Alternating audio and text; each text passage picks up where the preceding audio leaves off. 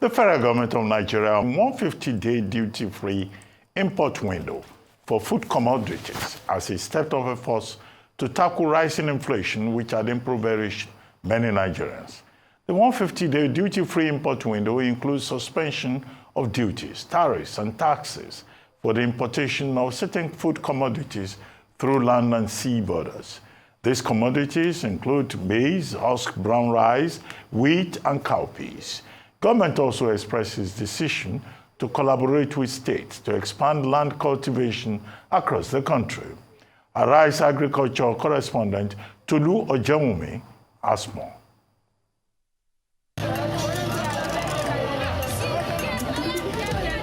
For some time now, prices of food items have been rising at a geometric proportion. Efforts by the federal government to bring this under control have also appeared like a slap on the wrist. The question citizens are now asking is, for how long will they continue this way?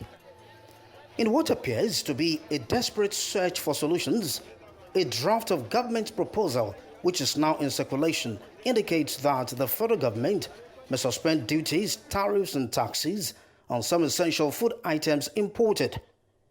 The listed food items on the draft document include maize, wheat, husked brown rice, and cowpeas, which it stated would enjoy a 150-day duty-free import window. But this has now generated some controversy, with several Nigerians expressing mixed feelings about the plan. While some say it will hugely reduce food inflation, some agriculture experts are asking the government to consider the effect that the proposed policy may have on local farmers, especially those who took loans from many schemes like the Anchor Borrowers Program of the Central Bank of Nigeria to engage in farming. Nigeria produced 156,000 tons of wheat from 2023 to 2024, up 42% from the output in 2022 to 2023. This was harvested from an area of 130,000 hectares. So, how much imported wheat does Nigeria really need? From 2022 to 2023, Nigeria produced an estimated 12.7 million metric tons of corn and imported at least 1 million metric tons. The pressing question now is, how can the nation bridge the gap between her production and consumption? Is there a time frame for the relaxed imports during which steps will be taken to bridge the supply gap and cut down on our import dependence? Indeed, when will the federal government roll out the plan in its leaked draft document? How would it impact food inflation and ameliorate the hunger in the country? Will the Tinubu administration make good its cardinal objective to make food available and affordable to the masses? Hopefully, the answers will unfold in the coming days. Tolu Ojewumi, Arise News. Window of the removal of tariffs, taxes, levies on food importation, which was not the position that the same government assumed before now. Now, some of the papers today have reported that Mr. Bayo Ononuga, who was the second person who announced that policy, has removed it from his X page, which means that we are not even sure whether they are still thinking about it or they are planning to put it out there, whether it's a proposal. On the back of that, we have also had this morning the plan to set up a ministry of livestock transformation. We also don't know whether that is certain because no minister has been named.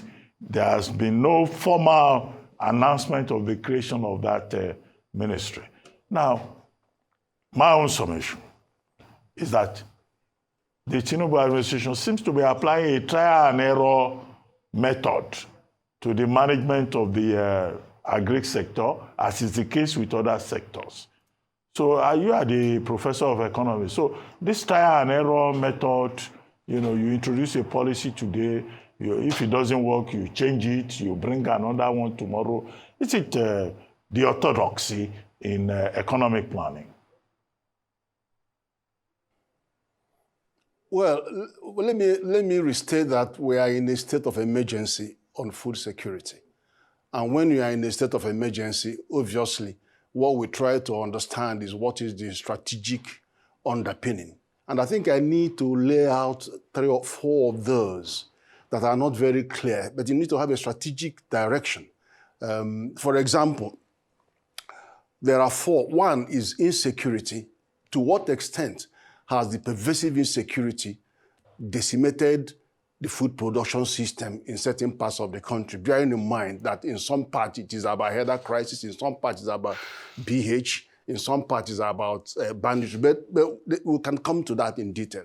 The second one is food inflation as part of the general inflation, bearing in mind that there are 5. We have food inflation, we have core inflation, we have the composite price index, which is headline inflation, we have rural and urban inflation. All of them tell different stories. The food inflation has become unassailable to monetary policy. And then it's now in the domain of fiscal policy. So we will have to look a bit more into what that means and how does the new measure, emergency measure, connect with the challenges of food inflation, which has been cruising at an altitude, a very high altitude, 7% gap for the last 8 years. All right. Now, the third one is strategic reserves and as a tool for stabilization. Now, bearing in mind that our strategic reserves, we seem to be buying from the same market, our palliatives is buying from the same market, and then you have cross-border demand pool inflation on our food from the 100 million francophone cities surrounding Nigeria. All of these 3 are concentrating on the overwhelming the Nigerian food production system.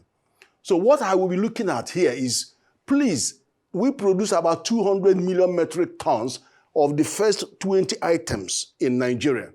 And at the top of that food chain is cassava, accounting for 64 million metric tons of our produce. And then yam, about 42 million metric tons. So between the 2 of them, half of the production, our food production. So I will be arguing that let us rely more on cross-border food production contract with the likes of Benin, Republic of Benin, Cameroon, that don't have the more challenges that we have, and then to show up our reserve, rather than go there and buy from the same production system, and then you have palliatives buying from the same production. They're all inflationary, and they won't help. And I'll tell you why I'm doing this. Lake rice was a product of Lagos and the Lake Kefi collaborating to produce. Then you have our rivers, our river Daikainji Dam supplying 40% of power to the Niger. We have even a close friend of mine working with me. We have contracts to export a lot of soya beans and wheat from Nigeria. But we have problems with whoever we are contracting with in many parts of the country. But with Benin, thousands of hectares are being done of these soya beans exported neatly. And you know the challenges of even when it's produced, trying to export it from Nigeria is even a bigger challenge than any other thing you can consider. But that business is going on for years. Quietly, we fund them, and then they produce, government organizes them, their farmers in Benin, and they're doing well. And you can see that similar arrangements can also happen in the northwest of Cameroon. We did some wheat there, and those is a small quantity, but it's gone well. So we could look at that. There's nothing shameful about doing production contracts with our neighboring places where there are more stability. And there's nothing wrong even in the 3 months of rain in the Niger and Burkina Faso. We can do deal with them, even if it is on onions or tomatoes or whatever, so that as they are taking from us, we're also bringing back. And the contract is, we finance the contract, we fix the price, and we'll bring it in. So there's nothing wrong with that, but that will go to the reserves. And as a matter of fact, if we are producing 200 million metric tons of food, we should at least allocate 10% to our strategic reserves. Okay. That means 20 million metric tons. What do you have? What do you hear about our reserves? Let me interject at this point. No, 74,000 tons. Right. Thank you for this innovative and progressive take on a possible solution to move forward. However, some of the major concerns that we're dealing with here are issues of speculative behavior and smuggling. So even if we do have production contracts and so forth, it seems there's some inherent issues that we have locally that need to be addressed that are driving in the inflation and food scarcity. Because some people would say that food is abundant in Nigeria. Just yesterday the Senate was debating and they made the revelation, well, it's not a revelation, we knew, but they confirmed the fact that the silos are empty. We have no food reserves. So what do we do with this behavior that we're finding? Okay, please do continue. No, speculative behavior, smuggling. No, I'm coming to that. The last one, before I come and engage you on this, is the land clearing issue. The southern part of our country, their biggest challenge is how much land can you bring into cultivation? And so in my debate with the Minister of Agriculture last week, I said to him, 20% of this 10 billion you are giving to the states should be used to get 500 hectares in each local government every year. For the next 3 years, that will give us 1 million hectares brought into cultivation. Because from the southern belt, from southwest, southeast, south, their biggest challenge is how much new land are you bringing into cultivation so that they can now work with it. The system has been overwhelmed. And we are juggling with things. That's why the issue of smuggling and all of that and hoarding of goods and that are important. Which is important because the South are not producing as much as we could. Southeast is even worse. Southwest is doing better than Southeast and South. We should bring more lands into cultivation. It costs about 1 million naira to do 1 hectare. I've done about 3,000 hectares last year. It cost me on average 1 million naira to do clear 1 hectare. How much do you pay for the tractor? 250,000 a day for the diesel. Then you have the 400,000 a day. You have 300,000 to bring in the tractor. It is the same kind of. But if you go to the north, it's not as much. You could even do 50,000 or 40,000 per hectare because it's about shrubs and all of that. So that is very important challenge. We're finally on this area because this is the background. We need to begin to think of bioeconomy, bioentrepreneurship, and biotechnology at the top of our food chain. Now, that's the project that I'm doing with federal government on concession contract, looking at cassava, because I don't know why we should play with cassava that we are not only the number 1 in the world, we produce 25% of world cassava. The first level product is 34 items, second level derivative 200 items, and yet we are importing 93% of those second level derivatives for our pharmaceutical industry. So we focused on that, and the early results are showing good news. So that's the background. Now, when you now come into the main issue around why should we be importing, we have to import under certain conditions. One, if there is a need, if we have run out of the reserve and the Lawan says it is empty. So what are you talking about? If it is empty, we have to find food because food inflation is the highest single cause of multiple poverty and deprivation, more than anything else. That is what pushes more people into poverty, and they push them in millions. And then the alternative is that the money that they don't have, they're using it to buy food. Tomato that I was buying 3,000 is 20,000, and then pepper is 18,000, 15,000. You can't let that happen. So we're going to have to get something. But there should be a guideline. The guideline is this. Rather than import rice, import paddy. When you bring in paddy, you give it to the milling capacity that we have, because we have so much milling capacity in the country that will mill, give us the rice, and then create the jobs and keep the jobs. So that is one. Prof. Then if you have what I was telling to you. Okay, Prof. I mean, always good to hear all of these great ideas. But you were talking about the North. Yes, we know out of the over 900,000 square kilometers of land, you have well about 500,000 to 600,000 in the North, and the South, the remainder about 300,000 to 400,000 square kilometers of land.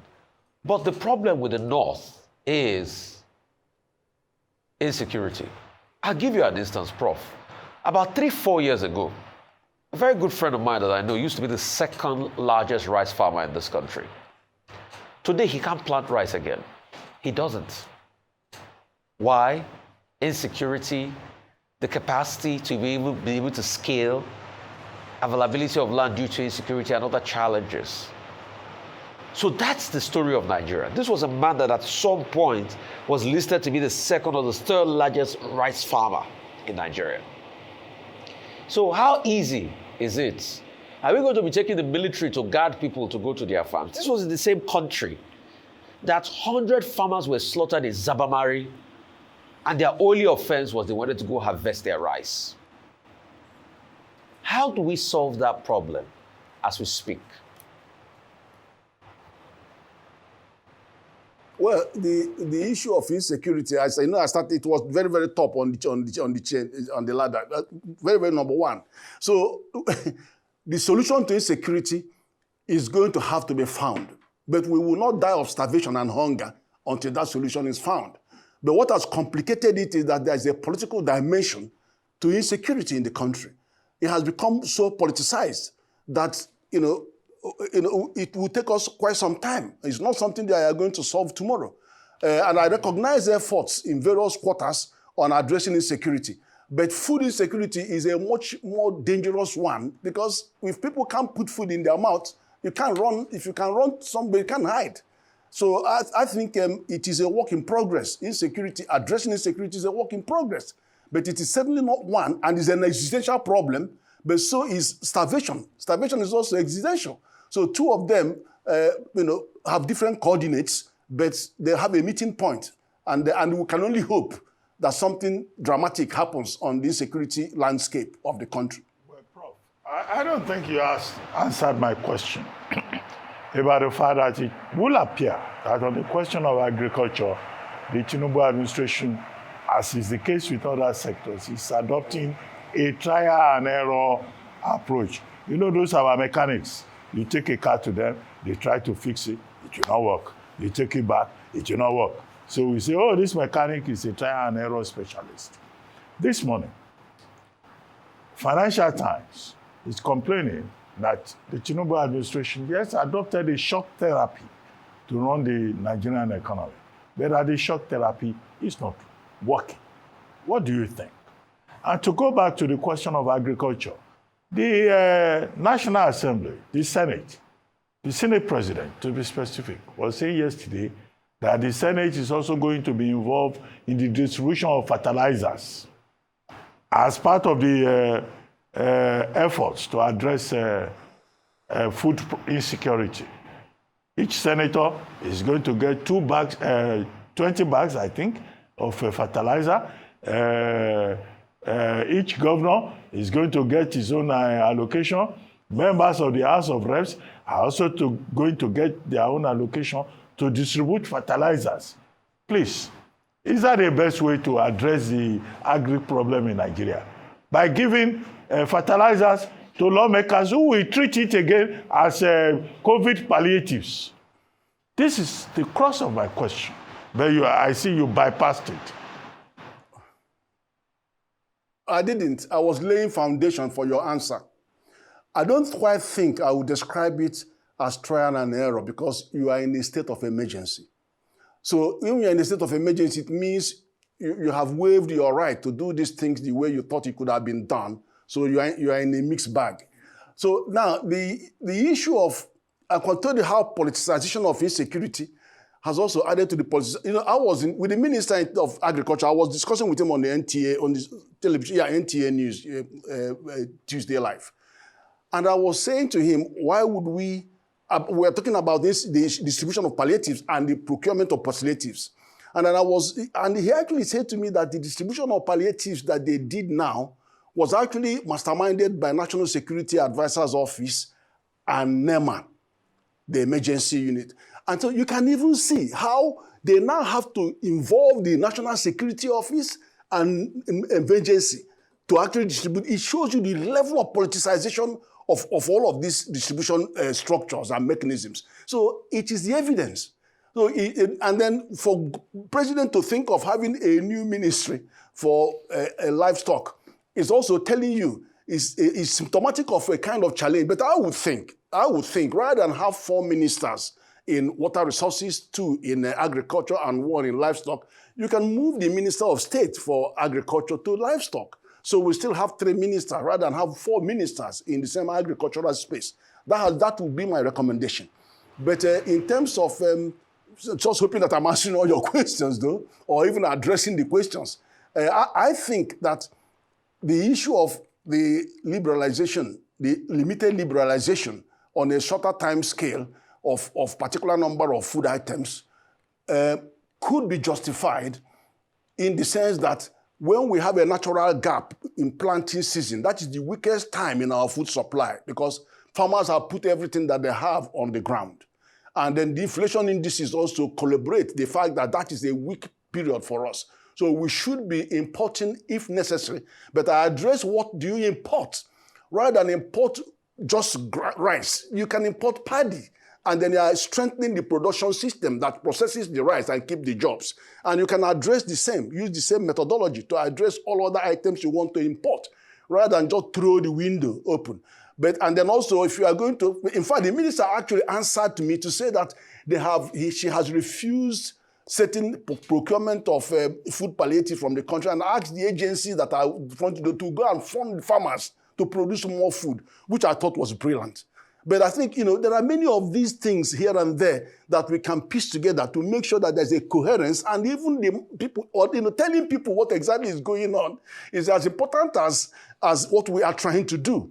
Because when people have that sense, as you are just portraying to me, that there's no plan, that it is trial and error, firefighting, then it creates far more confusion. And we need to try and build a construct behind this, and then educate those who are at the helm of affairs to try and demonstrate that there is thinking, strategic priority, and allocation of resources, and and prioritizing of this, so that the people know that there is a sense in the direction that we're going. Okay. I appreciate that you are reiterating the fact that we are in a state of emergency with regards to food security. This state of emergency was declared 1 year ago, in July 2023. And upon declaration of the state of emergency, a 12-point intervention plan was created. Amongst things on that list is release of fertilizers, grains, so many things on that list, activation of 500,000 hectares of land. Now we're seeing the federal government mulling the potential of opening up the import window. Is this, in your opinion, do you think this is an admission of failure on the 12-point plan that was instituted a year ago? I don't think it is an admission of failure. I think it's an emergency response to a challenge that we faced. Lawan said yesterday that there's nothing in the food reserves. So why are you confusing people to think that something is going to be released? There's nothing there to be released. And if that is a reality, then of course we have to take some action. And there's no way you can tell Nigerians to go home and sleep without their eyes being closed. We have to import something. But I was focusing more on the import strategy to ensure that that import does not decimate our production system and structures. Instead, it will be aiding. That is the point. But you have no substitute for importing something here right now to stem a potential upset in the economy and social upheaval and potentially violence. Prof, the concern a lot of people are raising is that President Tinubu said a lot of things, but Viva was referring to in July, because I remember that speech. Cultivation of over 150,000 hectares, blah, blah, blah. Everything did not work 1 year after. We have not seen results. In fact, they were talking of a grain reserve, to National Grain Reserve. Most of those grain reserves have been concessions, so government do not even own them. They say they are partnering with people. Where is the grain? Nowhere to be. And Prof, can you really import paddy? Who will sell their paddy in their right senses to you when they can also add value to it? That's because you've been repeating, let's import paddy, let's import paddy. Who will sell their paddy to you in their right senses? Who? No, we have Philippines. That will sell their paddy to you, Prof. Flames when we restrict the Philippines will sell their paddy to you, No, we Prof. have been importing. We've been importing. We've been importing from Thailand. We've been importing paddies. And those countries were up in arms when we restricted the import of their paddies. They did. Some of them started coming into the country to actually engage in the cultivation of the crop. But this is a state of emergency. And we really need to understand that, okay, promises were made 6 months ago, 1 year ago, but was the funding available 6 months ago and 1 year ago? But we saw that the handout of 2 billion to every state seems to be happening in this week or last week. So, so I couldn't judge those because I'm not sure that money was available to execute those. But the wishes were there 6 months ago. But I can see that now, the meeting of the National Executive Council, there are commitments to release 10 billion to every state. So there will be cash now available. Prof, at this point, do you think we should just seek food aid? I'm not sure. I'm not sure that is going to help matters because we still have to operate in the region of international trade, or bring things in, be more scientific about it, be more constructive about it. And I've given you examples. We shouldn't be ashamed to contract with our neighbors to produce food for us. We are funding it. It's a business proposition. Professor, we are funding it. Professor Ife, Thank now, you. at the risk of sounding like a broken record, Yes. I would like you to explain something to us. Now, at a point, the Nigerian government was talking about the problem with food in Nigeria is not availability, but that it was affordability. I'm sure I heard that correctly. Now, and at that point, the Nigerian government was saying we did not need to import. They even closed the borders to encourage food production inside, particularly rice cultivation and production of paddy rice inside Nigeria. And now you are saying that we have no option but to import. At what point did we run into troubled waters with that differentiation that some of the government spokespersons were trying to make between affordability and availability? They said it was available, that affordability was a problem. So now we're saying affordability is a problem, availability is a problem, and you are saying we must import. What happened? All this confusion has not taken up to 1 year. I know, but when somebody says availability is not a challenge, how then where is the food? When we are now being told that the food reserve, strategic reserve are empty. So where is it? The food is just not there. That's what it says. Secondly, I want to draw your attention to what is happening at our borders. Those 100 million Francophone citizens that are buying our food, governors are complaining that 50, 60 trailers are crossing their border with our grains. Let me explain to you. That demand pool, cross-border demand pool inflation is supported by the currency differential, that Nigerian currency today could only buy 0.7 CFA compared to 10 years ago when it could buy 3 CFA. So we are effectively over 80% devalued at the frontiers. So they have to buy our food. And then when you talk about affordability means that the food that we are producing at the frontier states will have to incur transportation costs to come down to Middle Belt, to come down to Lagos and Port Harcourt. And that has tripled in value. That is the transportation cost.